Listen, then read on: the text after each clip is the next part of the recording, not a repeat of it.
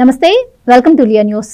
జగన్మోహన్ రెడ్డి ఆయన ఎమ్మెల్యేలు అసెంబ్లీకి వెళ్ళకపోవడంపై రాష్ట్ర వ్యాప్తంగా పెద్ద చర్చ నడుస్తోంది. ఇలాంటి టైంలో జగన్మోహన్ రెడ్డి గారు కొన్ని సంచలన వ్యాఖ్యలు చేశారు. మనకి వెళ్తే ఎలాగూ మైక్ ఇవ్వరు, మీ ఇష్టం, మీరు వెళ్ళాలనుకుంటే వెళ్ళండి అని చెప్పి, మీరు వెళ్ళాలనుకుంటే పెద్దిరెడ్డి రామచంద్రారెడ్డి గారు మొత్తం చూసుకుంటారని చెప్పి ఆయన పార్టీ ఎమ్మెల్యేలకు చెప్పడమే కాకుండా, మరి ఒకవేళ మైక్ ఇవ్వకపోతే మాత్రం మనందరం కలిసి రాజీనామా చేద్దాం, మళ్ళీ ఎన్నికలకు వెళదాం అంటున్నారట. ఇక నేను ఎంపీగా కూడా పోటీ చేస్తాను ఈసారి అని అంటున్నారంట. మరి ఆయన ఎంపీగా పోటీ చేస్తే అవినాష్ రెడ్డి పరిస్థితి ఏంటి, అసలు ఇలాంటి నిర్ణయం తీసుకోవడం వెనుక జగన్మోహన్ రెడ్డి గారి వ్యూహం ఏంటి అని తెలుసుకుందాం. మనతో పాటు ఉన్నారు ప్రముఖ రాజకీయ విశ్లేషకులు అరిసిమల్లి శ్రీనివాస్ గారు. నమస్కారం అండి. నమస్కారం. సార్, జగన్మోహన్ రెడ్డి గారు అసెంబ్లీకి వెళ్ళకపోవడం వెనుక రకరకాల వార్తలు వినిపిస్తున్నాయి. ఫైనల్లీ ఆయనే స్పందించారు, రాజీనామా చేద్దాం అంటున్నారు. అలాంటి మాట మరి గతంలో 5 ఏళ్ళుగా ఆయన ముఖ్యమంత్రి చేశారు. ఎలాంటి వ్యూహం లేకుండా అలాంటి వ్యాఖ్యలు చేసే అవకాశం అయితే ఉండదు. మరి ఏ ఉద్దేశంతో ఆయన మళ్ళీ ఎన్నికలకు వెళదాం అంటున్నారు? దీని వెనుక ఇందాక నేను అన్నట్టుగా వ్యూహం ఏమైనా ఉండే అవకాశం ఉంటుందంటారా? ఏ వ్యూహము లేకపోవడమే ఒక వ్యూహం అండి. అంటే అయోమయంగా ఉన్నప్పుడు మనం ఏం చేస్తాం? బుర్ర పనిచేయదు, అగమ్య గోచరం ఉంటుంది, అయోమయంగా ఉంటాం. ఇలాగ ఆలోచిస్తుంటే ఎవరన్నా చూసిన వాళ్ళు ఏమనుకుంటాయి, బాబు ఏదో ఆలోచించేస్తున్నట్టు బాబు అనుకుంటారు. వాళ్ళ మనసులో గుజ్జుకి మైదానం అయిపోయి ఉంటుంది లోపల అంతా. అలాంటి పరిస్థితిలో ఉన్నాడు అతను. దిక్కుతోచని స్థితి అంటారు. కారణం ఏంటంటే, సభలో ప్రశ్నించేవాడు లేకుండా సభ నిర్వహణ చేస్తున్నారు వీళ్ళు, కూటమి ప్రభుత్వంలోని 3 పార్టీలు అని ప్రజలకు ఒక అపోహ, అనుమానం, వ్యతిరేకత వస్తుంది. వాళ్ళలో వాళ్ళే శభాష్ ఒకళ్ళ భుజం ఒకళ్ళు తట్టుకుని వాళ్ళు బుల్డోజ్ చేసుకుంటూ పోతున్నారు.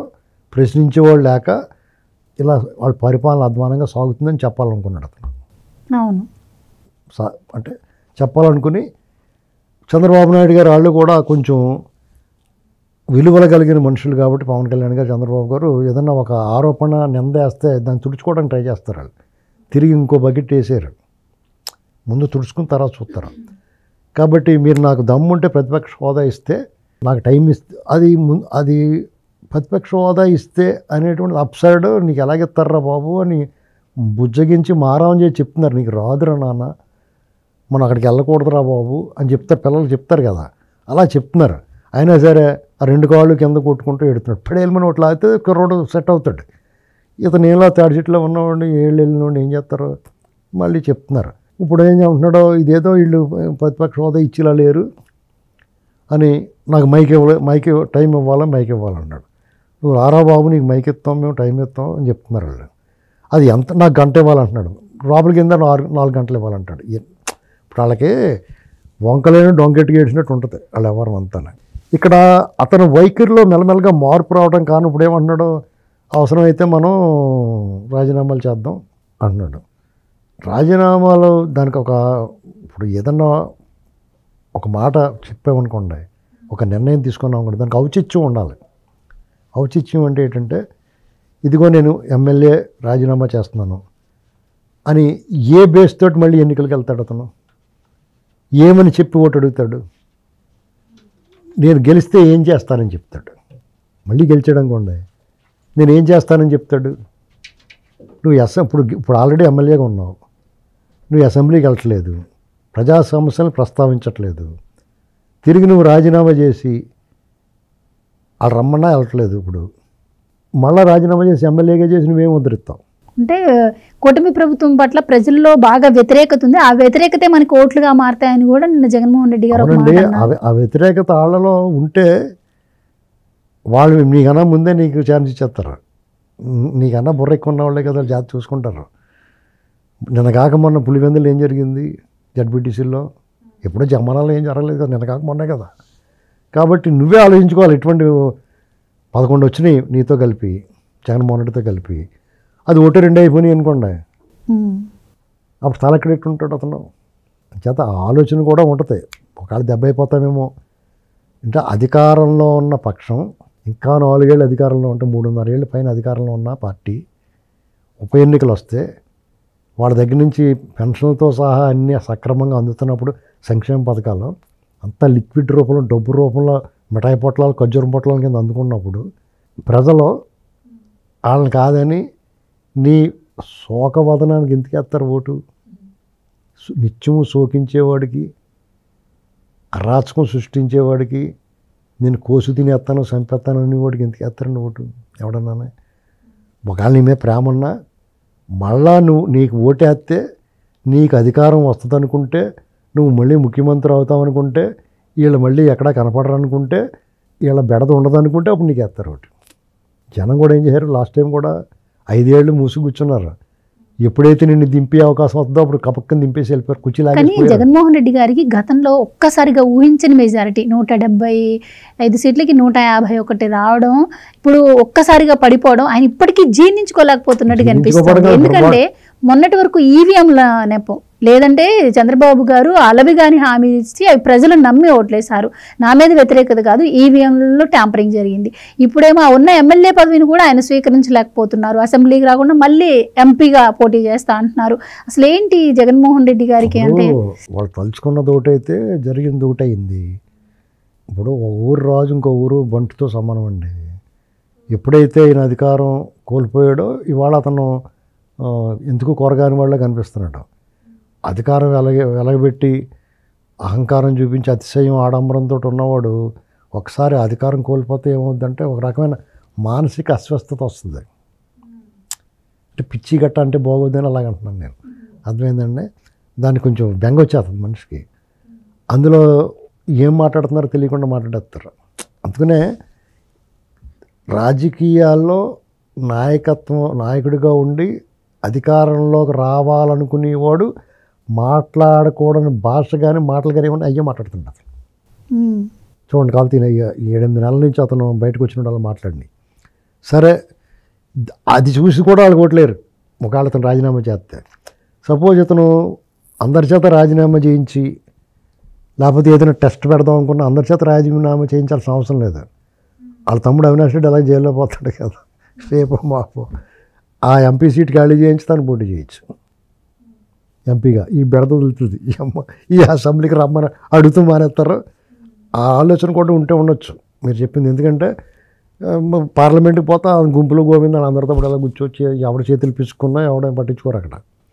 ఒకవేళ వీలైతే వాళ్ళు కాలర్ వేసుకుంటాం గట్టిగా పట్టేసుకుని వదలకుండా ఉండడానికి అవకాశం ఉంటుంది. ఢిల్లీలో ఉండొచ్చు. మనకు తెలదు కదా ఢిల్లీలో ఏంటంటే పార్లమెంట్ పోయడానికి ఉంటాం. పార్లమెంట్ అయిపోయిన తర్వాత మన రోజు మనకి చెప్పి చేయరు కదా, ఎక్కడో చోట దిగేసి వాళ్ళు కాలర్ వేసుకుంటారు. ఆ ప్లాన్ కూడా ఉంటే ఉండొచ్చు. ఇప్పుడు ఇదివరకు విజయసాయి రెడ్డి ఉండేవాడు ఇతని తరపున మాట్లాడటానికి మిథున్ రెడ్డి కూడా జైల్లో పోయాడు. విజయసాయి రెడ్డి ఏమో ఇతను దూరంగా మనసులో స్థానం లేదని అతను బాధపడతా విరహ వేదంతో నలిగిపోతూ ఉన్నాడు. వీళ్ళ గురించి అన్నీ చెప్పేశాడు కాబట్టి అతనికి ఇతను పొసకట్లేదు. ఇంక ఎవరిని నమ్ముదామన్నా కానీ ఎవరేమిటి చంద్రబాబు గారితో షేక్ హ్యాండ్ ఇచ్చుకుని జెండా ఏం చేసుకుంటారో అని తెలియదు. అతనికి ఆ బాధ ఉంది. అంచేత ఇప్పుడు గురుమూర్తి అలాంటి వాళ్ళకి ఇవ్వచ్చు కానీ వాళ్ళందరూ నా ఫిజిషియన్స్ వాళ్ళందరికీ తక్కువగా చూస్తాడు. వాళ్ళ మీద చాలా తేలిక బాగుంది. అతనికి అవకాశాలు ఇచ్చాడు కానీ పైకి తీసుకొచ్చాడు కానీ వాళ్ళ మీద గౌరవ మర్యాద లేదు. అతను ఆ పార్టీలో కొంతమంది చాలా విలువ తక్కువగా చూస్తారు, పాపం చాలా ఇబ్బంది పెడతారు వాళ్ళని. అలా బయటకు వచ్చిన వాళ్ళు చాలామంది చెప్పారు అది. కాబట్టి అతనికి ఒక రెడ్డి గారు ఉండాలి, ఎవరో ఒక పెద్దవాళ్ళు. మిథున్ రెడ్డి లేడు, ఈయన విజయసాయి రెడ్డి లేడు. ఇప్పుడు ఇంకా తనే ఆ పాత్ర పోషించుకుందాం, అవినాష్ రెడ్డి అలాగే జైల్లో పోయిలా ఉన్నాడు అని అనుకుని ఉండొచ్చు. సార్ అసలు ఒక రాజకీయ నాయకుడు తీసుకునే నిర్ణయాలు జగన్మోహన్ రెడ్డి గారు తీసుకుంటున్నారా? అసలు రాజకీయ నాయకుడికి ఉండాల్సినటువంటి లక్షణాలు జగన్మోహన్ రెడ్డి గారికి ఉన్నాయంటారా? ఇప్పుడు అతను పెత్తందారండి, ఒక ఫ్యాక్షన్ ముఠా నాయకుడు. వాళ్ళకి ఒకటే కనిపిస్తుంది, పెత్తనం కావాలి, అధికారం కావాలి, ఆ రెండు కావాలంటే డబ్బు కావాలి, అంతే. ఆ డబ్బుని ఏ మార్గంలోనే సంపాదిస్తారు. అలాగే సంపాదించాడు. దాంట్లో రకరకాల మనుషులు పెట్టినప్పుడు తెలివితేటలుగానే. ఇప్పుడు బాలాజీ గోవిందప్ప వీళ్ళందరూ మంచి ఎడ్యుకేటెడ్ ఫెలోస్ కదా, విజయసాయి రెడ్డి వీళ్ళందరూ ఉన్నాయి. ఇతనికి కొత్త అక్షరంకి రాకపోయినా చుట్టూరు మంచి వాళ్ళు పెట్టుకున్నాడు వాళ్ళందరూ. ఇంకా తప్పగా కొన్నాళ్ళు వాళ్ళ చేత కూడా కొన్ని తప్పులు చేయించేసిన తర్వాత దిగిపోయిన తర్వాత ఏం చేస్తారు వాళ్ళు? ఎవరికి డబ్బు ఎవరికి చేయదండి, అందరికీ డబ్బు మీద ఆశే. ముందు కొంచెం మొహమాట పడతారు, కొంచెం భయపడతారు. కానీ ఓ 2 కట్టలు 2 జైల్లో పెట్టుకున్న తర్వాత కాడి నుంచి ఇంకా వాళ్ళకి ఇంటికి వెళ్ళి ఇచ్చేస్తాడు. ఓ 2 కట్టలు జైలు పెట్టుకెళ్ళి ఇంటికి ఇచ్చేయడం కూడా మనడు వెళ్ళాడు. వాళ్ళ ఆవిడ జేబులు చూస్తుంది, ఏంటి మళ్ళీ ఇవాళ తేలేదేటని చూస్తారు కదా. అప్పటి నుంచి రోజు తెస్తానే కానీ ఇంట్లో కోరకాల్సింది మొదలెడతారు. ఇదే పరిస్థితి. అంచేత అన్నిటికన్నా అతన్ని బాధించే విషయం ఇంకొకటి ఉంది. ఆంధ్రప్రదేశ్లో శాసనసభ నిర్వహణ కానీ నడుస్తున్న తీరు కానీ అత్యద్భుతంగా ఉంది. ఇప్పుడు అవును, కూటమి ప్రభుత్వంలో సంబంధించిన 3 పార్టీల సభ్యులు మాత్రమే అసెంబ్లీలో ఉన్నారు. అక్కడ అధికార పక్షము ప్రతిపక్ష పాత్ర కూడా వాళ్ళే వహిస్తున్నారు. జగన్మోహన్ రెడ్డి కూడా అడగలేని ప్రశ్నలు, వాళ్ళ కనీసం ఆలోచన కలలో కూడా రాని ప్రశ్నలు కూటమికి సంబంధించిన సభ్యులు వాళ్ళ మంత్రుల్ని ప్రభుత్వాన్ని నిలదీస్తున్నారు. సూటిగా పదునైన ప్రశ్నలు వేసి ఆలోచించే విధంగా పరిష్కారాల కోసం ప్రజల సమస్యల్ని ప్రజల కోణంలో మాట్లాడుతున్నారు. అత్యద్భుతమైన విషయం అండి. ఈ ప్రభుత్వాన్ని మనం గొప్పగా మెచ్చుకోవాలి. ఎందుకంటే ప్రశ్నలు వేసిన వాళ్ళని వాళ్ళ గొంతు నొక్కాలనుకోవడం కానీ, సమాధానం చెప్పకుండా దాటవేయటం కానీ చేయకుండా మీకు విష్ణుకుమార్ రాజు గారు నేరుగా ఆర్థిక మంత్రి గారిని టార్గెట్ చేసేట, పయ్యావుల కేశవ గారిని, దుడిపాళ్ళ నరేంద్ర కుమార్ గారు, బుచ్చే చౌదరి గారు, పోండా ఉమా గారు, కోన రవికుమార్ గారు, రేపు సోమవారం నాడు ఇంకా కొంతమంది మాట్లాడతారు, మంగళవారం ఇంకా కొంతమంది మాట్లాడతారు. వాళ్ళు ఏమీ మొగమాట లేకుండా రాష్ట్రంలో కొన్ని సమస్యల పట్ల నిర్భీతిగా పవన్ కళ్యాణ్ గారు, చంద్రబాబు గారు ఉన్న సమక్షంలో సీఎం గారు, డిప్యూటీ సీఎం గారు, ఆ మంత్రులందరినీ కూడా వాళ్ళ శాఖలకు సంబంధించి ఏమాత్రం మొగమాట లేకుండా మాట్లాడుతున్నారు. ఒక అత్యద్భుతమైన దృశ్యం ఆవిష్కృతం అవుతుంది అక్కడ. అర్థమైందండి. అంటే జనం ఏం ఆలోచిస్తుంటే వీళ్ళు బ్రహ్మాండంగా అధికార పక్షం ప్రతిపక్షం కింద వీళ్ళే ఉన్నారో, వీళ్ళతో పనిటరా మనకే అనుకుంటారు అనుకోరా. మామూలుగా అయితే ఒక పార్టీ అధికారంలో ఉన్నప్పుడు ఈ పార్టీలు వాళ్ళే ఒకళ్ళు పొగిడేసుకుని స్వడబ్బా పరడబ్బా పరస్పర డబ్బా కొట్టేసుకుని మన భలేగుంది హాయ్ హాయ్ జై జై అనుకుని వచ్చేయాలి. అలా రావట్లేదు. నిలదీస్తున్నారు, సమస్యలు చెప్తున్నారు, పరిష్కారం అడుగుతున్నారు. ఇది ఒక అద్భుతం కదండి. ప్రతిపక్షం లేకపోతే వాళ్ళే ప్రతిపక్షంగా నిలబడుతున్నారు. అంటే ప్రజల పక్షాన ఉంటున్నారు. అప్పుడు ప్రజలకు ఏమనిపిద్ది, వీళ్ళు ఎందుకంటే దండగా మనకి వీళ్ళు ఉన్నారు కదా అనిపించదా? ఇప్పుడు మీ ఇంట్లో పని చేస్తున్నారు 4-5 ఒకటి సరిగ్గా చేయట్లేదు, మిగతా 3 బాగా పని చేస్తున్నారు, సరేలే నువ్వు పోరా బాబు అని మీకు కాలితే రూపాయి ఎక్కువ మీరే చేయండి బాబు అంటాం కదా. అదే జరుగుద్ది. ఇంకేలా అవసరం కనపడతలేదు. అందుకుని అతను కొంత కాంప్రమైజ్ అయ్యి మనం మైకెత్తే వెళ్తాను, మిమ్మల్ని వద్దనలేదు, కాలితే మీరు వెళ్ళండి అంటున్నాడు. నిన్నటిదాకా కొంచెం ఓవర్ యాక్షన్ చేసాడు. వీళ్ళు ఎప్పుడైతే వీళ్ళే ఇంకా ఇతన్ని ఎర్రెక్కిచ్చేయాలంటే వాళ్ళు కొట్టేసుకుంటే అయ్యి బాబు మనం మిస్ అయిపోతున్నారు బాబు, సీన్లు చూడలేకపోతారు అనుకుంటాడేమో. వాళ్ళు ఇప్పుడున్న సభ్యులు చాలా హుందాగా ప్రశ్నల దగ్గరికి వచ్చినప్పుడు చాలా కఠినంగా నిర్మోహమాటంగా కత్తితో కోసినట్టు అడుగుతున్నారండి. వాళ్ళు సమాధానం చెప్తున్నారు. ఇది మాత్రం ఈ సభ మనం చరిత్రలో నిలబడద్ది. ఈ సన్నివేశాలన్నీ కూడా అది జగన్మోహన్ రెడ్డి మిస్ అయిపోతున్నాడు. అయితే మళ్ళీ జగన్మోహన్ రెడ్డి సభకి వెళ్ళడం కూడా సీన్ మారిపోద్ది. ఎలా ఉంటుందంటే అతను రాకపోవడం మంచిది, మంచి సమస్యల గురించి అడుగుతున్నారు, సమాధానాలు వస్తున్నాయి, ప్రజలు మేలు జరుగుద్ది. అంటే ఇప్పుడు జనాలకు ఏమర్థమో తెలిసి ఇతను వెళ్ళకపోతేనే మేలు జరుగుద్ది అనిపిస్తుంది. ఇతను వెళ్ళడం కూడా జగన్మోహన్ రెడ్డి ఏమంటాడు, పోలవరం సరిగ్గా కడతలేదు అన్నాడు అనుకోండి. పోలవరం కాంట్రాక్ట్ని తెచ్చినోడు ఎవడరా, వచ్చినోడు ఎవరి తాలూకురా అని అడుగుతారు. అసలు ఎవరు తీసుకొచ్చారు అని అడుగుతారు. అవునా కదా. డయాఫ్రామ్ పాలు గట్ట కొట్టుపోతుంటే నువ్వు అతనికి వీడియో వేస్తారు. 20లో ఏమన్నాడో, 19లో ఏమన్నాడో, 20లో ఏమన్నాడో, 21లో ఏమన్నాడో, ప్రతిసారి జూన్ 2వ తారీఖు అయిపోద్దని చెప్తూ ఉండిపోయాడు. ఖరీఫ్కి ఇచ్చేస్తాం, రబీకి ఇచ్చేస్తాం అని చెప్పి నీళ్ళు అవన్నీ వరుసగా 5 సంవత్సరాలు వరుసగా వేస్తారు లిస్టు. వాళ్ళు అప్పుడు ఇరిగేషన్ మంత్రులు ఏమన్నారో, అనిల్ కుమార్ యాదవ్, అంబటి రాంబాబు ఏం మాట్లాడారో నిన్న వేసేసారు కదా. అది మళ్ళీ ఇంకోసారి వేస్తారు సినిమా. దేని గురించి మాట్లాడినా అతను మాట్లాడిన అతను అమరావతి గురించి, వైజాగ్ రాజధాని గురించి అతను నోట్లోంచి మాట్లాడే ముందే సినిమా కనపడుతూ ఉంటుంది. పోనీ సభలో మర్యాదల గురించి మాట్లాడాడు, అతను చంద్రబాబు గారిని వెక్కిరించింది, ఇలా అచ్చం కూర్చో అంటాడు. ఇలాంటివన్నీ చూపించేటోడికి అతనికి లోపలికి నత్తగోళలాగానే నత్తలో లోపల పోతూ ఉంటుంది గొల్లలోకి, అలా లోపల పోతాడు. అప్పుడు ఇంకా జనాలు అసలు సమస్యలు లేకుండా ఈ గోలేటరా బాబు ఇక్కడ కూడా అనుకుంటారు జనం. అవునా కదా. అసలు సమస్య పక్కపోయి మెడికల్ కాలేజీలో అనుకోండి, మెడికల్ కాలేజీలో ఆ కాలేజీని పూర్తిగా కట్టలేదు, ఎంత డబ్బు తెచ్చావు, నువ్వు ఇంతే వాడావు, మిగతా డబ్బు ఏమైంది అని అడుగుతారు. పైగా ఇతను విమర్శించడానికి ప్రయత్నం చేస్తే ఇన్ని గొంతులు వాళ్ళ మీద పడిపోతాయి. వాస్తవాలు కూడా చెప్తారు. పీపీపీలో తప్పే ఉందని చంద్రబాబు నాయుడు గారు బ్రహ్మాండ ప్రజెంటేషన్ ఇచ్చారు.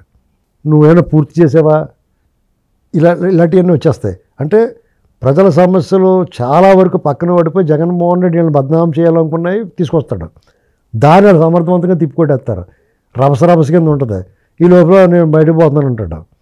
ఇదే సరిపోద్ది వార్తల్లో. కానీ వాళ్ళు ఏమవుతుంది, విష్ణుకుమార్ రాజు గారు మాట్లాడితే టిట్కో ఇళ్ళ తాలూకు బిల్లులు రాలేదు, ఆర్థిక మంత్రి గారు ఋషికొండ కట్టినోటికి డబ్బులు ఇచ్చారు కానీ మాకు ఇవ్వలేదు అనేటువంటి వాస్తవం ప్రభుత్వం దృష్టికి డైరెక్ట్ తీసుకొచ్చాడు. అంటే ఈ కాడి నుంచి వైసీపీ వాళ్ళు కాంట్రాక్టులు దొంగ వాళ్ళకి అందరికీ ఇవ్వడానికి కుదరదు, ఆపుతారు, జాగ్రత్త పడతారు. ఎందుకంటే వీళ్ళ సభ్యులు అడిగేస్తున్నారు కాబట్టి. అలాగే బుచ్చ చౌదరి గారు ఆయన సమస్య ఆయన తీసుకొచ్చాడు.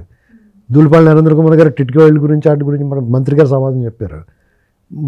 ఉమా గారు కాలుష్యం గురించి మాడితే పవన్ కళ్యాణ్ గారు సమాధానం చెప్పాడు.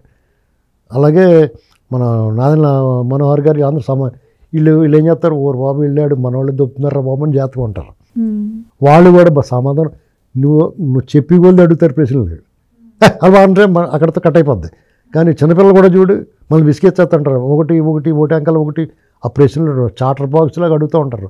శాసనసభ్యులు కాబట్టి వాళ్ళకి హక్కు ఉంటుంది, ప్రజాప్రతినిధులు కాబట్టి ఇంకా ధైర్యంగా దమ్ముగా వీళ్ళు అవకాశం ఇచ్చి కొలిది అడిగేస్తూ ఉంటారు.